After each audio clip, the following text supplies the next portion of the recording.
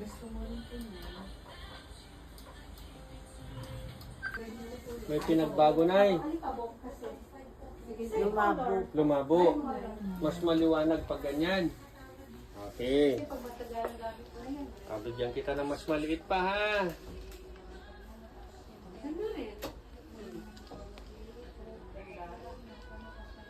Oh. Nakikita nyo? Kaya? Hindi na kaya. Ah. Panito ba siya? Pag nilagyan ko ng ganito, may pinagbago. Meron po. Lumiwanag. Iwan. Basahin nyo nga. Oh. Okay.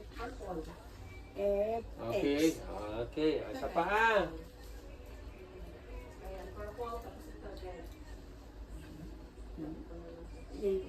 Anong mas maliwanag?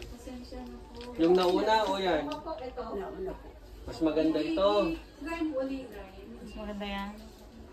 Mas maliwanag yan. Sigurado kayo ha. Yes, kasi Bigyan pa kita ulit. kaso yung binibigay natin Ito. ano yung dapat. Hindi yung ibigay. Palit ng palit. Eh, Okay. Bigyan pa kita ng isa.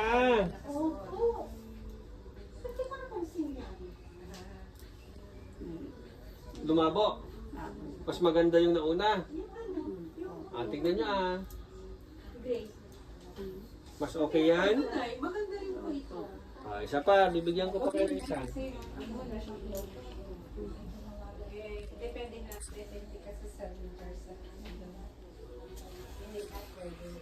Dito ako mas gusto ko. Medyo Pero malaki. Malabo. Mas maganda pag ganyan. Opo. Isa pa po. Color lang pagkakaiba. Mas maganda pa rin yung nauna. Opo. Kasi hanggang doon na lang yung paningin mo. Kaya kahit anong ilagay natin, hindi na masyadong nagbabago. Tignan nyo tong isa. Ako okay sa'yo. Lumabo. Yun yung sinasabi ko. Di ba mas maganda pag ganyan? Yan po yun ha. Ito, kaya hindi po nyo nagagamit kasi iba yung grado.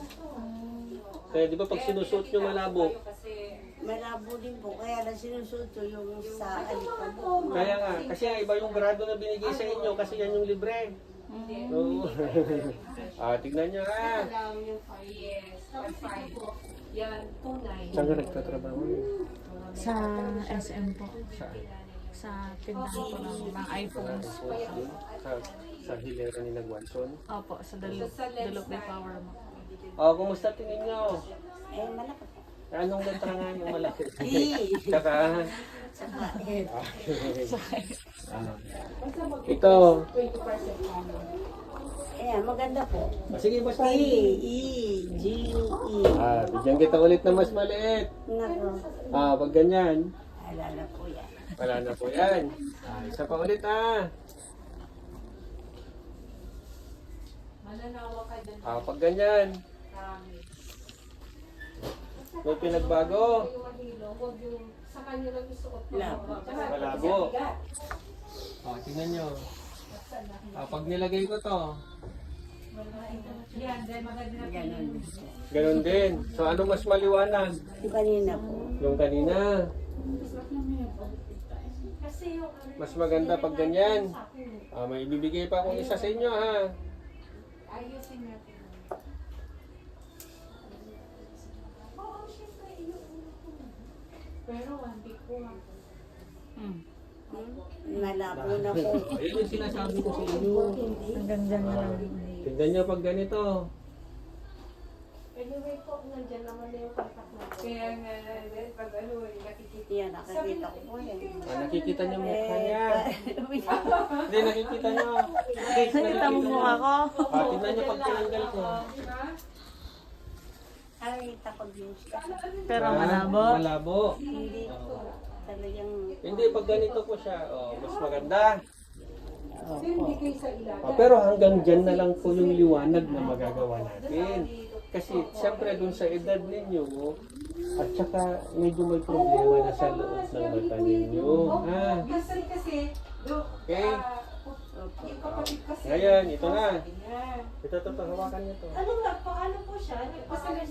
Kasama ko po siya doon. Oo. Nakikita niyo? Sa kanya si ate na. Eh, dito po eh, hindi naman. Hindi na.